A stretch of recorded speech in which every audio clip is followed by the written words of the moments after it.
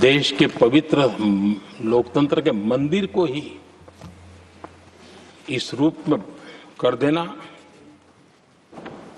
और उस समय चेयर पर असम के ही हमारे एक माननीय सांसद बैठे थे और उस समय कागज फेंके गए, टेबल पर चढ़ दिया गया। क्या ये नॉर्थ ईस्ट का अपमान नहीं है? क्या असम के नागरिकों का अपमान नहीं है? कल फिर दोबारा किया उन्होंने, और उस समय आंध्र के दलित परिवार का बेटा चेयर पर बैठा था, उसको भी अपमानित किया। यानी आपने नॉर्थ ईस्ट का अपमान, चेयर में बैठा अपमान करो। आंध्र के एक दलित परिवार का बेटा चेयर पर बैठा, उसका अपमान करो। सदन ने इनको काम दिया हुआ है, सबने मिलकर के काम दिया हुआ है, लेकिन वो दलित समाज से आते हैं, इसलिए आप अपमान करते हो।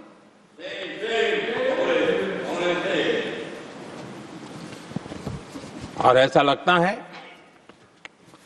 कांग्रेस के लोगों को असम की जनता के प्रति बड़ी नफरत है। उनको लगता है कि उसकी जनता ने उनका साथ छोड़ दिया, मतलब उनके दुश्मन हो गए। क्या कभी लोकतंत्र में ऐसे सोचते हैं क्या?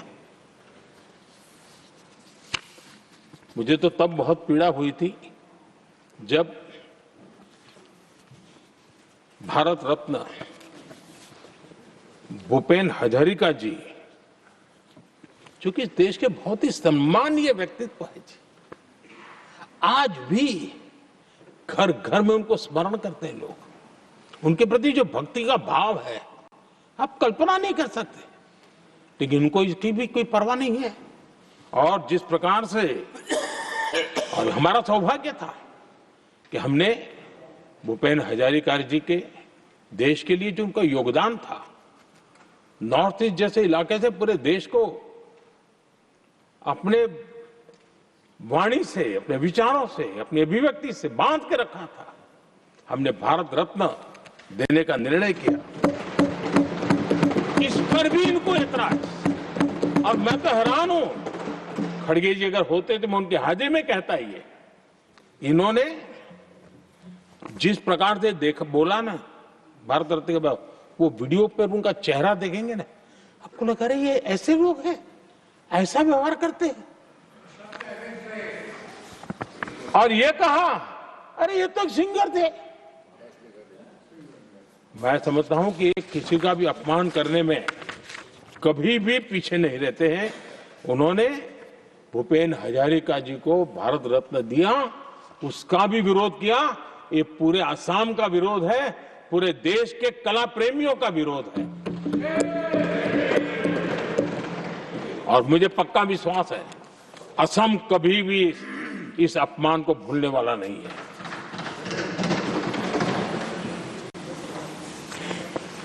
आदरणीय सभापति जी, कल जो घटना घटी, इसी सदन के एक माननीय सांसद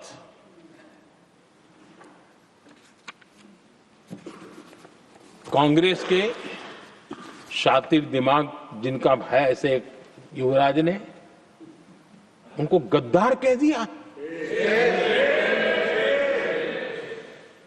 अहंकार कितनी सातवें आसमान पर पहुंच चुका है इनका। और कांग्रेस को छोड़कर के कितने ही लोग निकले हैं, कांग्रेस के कितने टुकड़े हुए हैं, कई लोग दूसरे दलों में गए हैं, लेकिन औरों को तो किसी को गद्दार नहीं कहा उन्होंने। लेकिन कल सांसद को गद्दार इसलिए कहा क्योंकि वो सिख थे।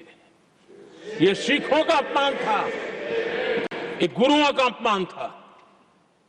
और कांग्रेस के अंदर जो कूट कूट करके सिखों के प्रति नफरत भरी पड़ी है ना, उसका वो अभिव्यक्ति थी। और इसी सदन के माननीय सांसद है वो, और उनको जरा भी दर्द नहीं, वरना आज खड़े होकर के कह सकते थे कि कल जो हुआ इसी सांसद की गरिमा के अनुरूप नहीं था, हमें खेद है। एक शब्द तो बोल लेते, लेकिन सिखों के प्रति उनके मन में जो नफरत भरी पड़ी है, और इसी के कारण उन्होंने कल, और जिसका परिवार देश के लिए शहादत देने वाला परिवार के वो सदस्य हैं, उन्हें अपने राजनीतिक विचारों में परिवर्तन किया, इसलिए गद्दार हो गए। और ये गद्दार शब्द छोटा नहीं है। मेरे देशवासी को कोई गद्दार कहे, ये कैसे देश सहन करेगा? और वो भी एक सिख है इसलिए गद्दार कहना बहुत दुर्भाग्य की बात है। और ऐसे लोग कांग्रेस को नहीं डुबाएंगे तो क्या करेंगे?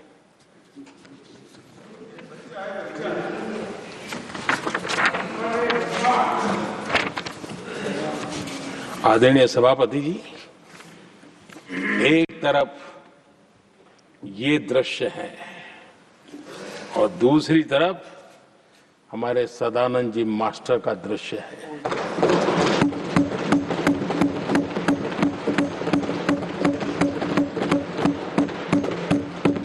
राजनीतिक विद्वेष के कारण उनके दोनों पैर काट दिए गए। भरी जवानी में दोनों पैर काट दिए। कटे हुए पैर से जिंदगी गुजार रहे हैं, लेकिन संस्कार इतने ऊंचे हैं कि वाणी में भी अपशब्द नहीं निकलता है, बर्तन में भी कटुता नजर नहीं आती। गर्व होता है। और कल जब उनका पहला भाषण हो रहा था सदन में, और उन्होंने जब अपने बेंच पर आपसे इजाजत लेकर के अपने कटे हुए पैर के लिए वो जो लीम का उपयोग करते हैं, आर्टिफिशियल लीम का, उन्होंने जब रखा, वो दृश्य देश के लिए पीड़ादायक था कि इस देश में ऐसा ही बंधारण की बातें करने वाले इंडिया अलायंस के लोग, और ये इंडिया अलायंस पूरा जिम्मेवार है इसके लिए, वैचारिक असहमति के कारण एक नौजवान के, और वो भी एक टीचर, शिक्षक के प्रति गर्व से, आदर से देखा जाता है, उसके पैर काट दे। लेकिन उनको कोई खेद नहीं है, उनको कोई दर्द नहीं है। लेकिन मैं मास्टर सदानंद जी को हृदय से अभिनंदन करता हूं कि उन्होंने जिस प्रकार से इतनी भयानक हमले के बाद भी देश की सेवा का अपना व्रत जारी रखा, और आज देश की नीति निर्धारण में अंदर अपना योगदान दे रहे हैं। ये गर्व की बात है। और ऐसे लोगों के सहारे हम राजनीति में जीते हैं, काम करते हैं, देश के लिए जीने मरने की प्रेरणा मिलती है। ये संस्कार हमें पाए हैं ऐसे लक्षावधि कार्यकर्ताओं के तब से पाए हुए हैं। आदरणीय सभापति जी,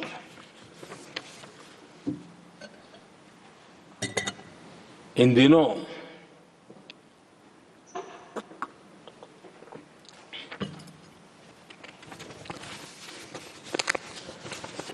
और वैसे कांग्रेस के हमारे साथियों का मुझ पर जरा विशेष प्रेम है, वो स्पेशल प्रेम है। और जब मैं जिम्मेवारी जो मिली है उसके तहत, और जिम्मेवारी न मिलती तो भी देश के लिए जीना तुमने सीखा है। हम विकसित भारत की जमीन मजबूत कर रहे हैं, उसको एक ताकत दे रहे हैं।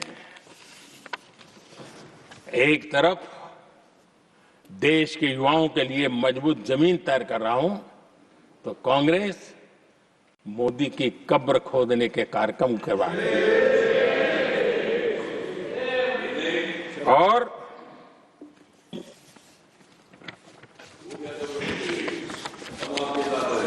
मोहब्बत की दुकान खोलने वाले मोदी तेरी कब्र खुदेगी के नारे लगा रहे हैं जी। ये कौन सी मोहब्बत की दुकान है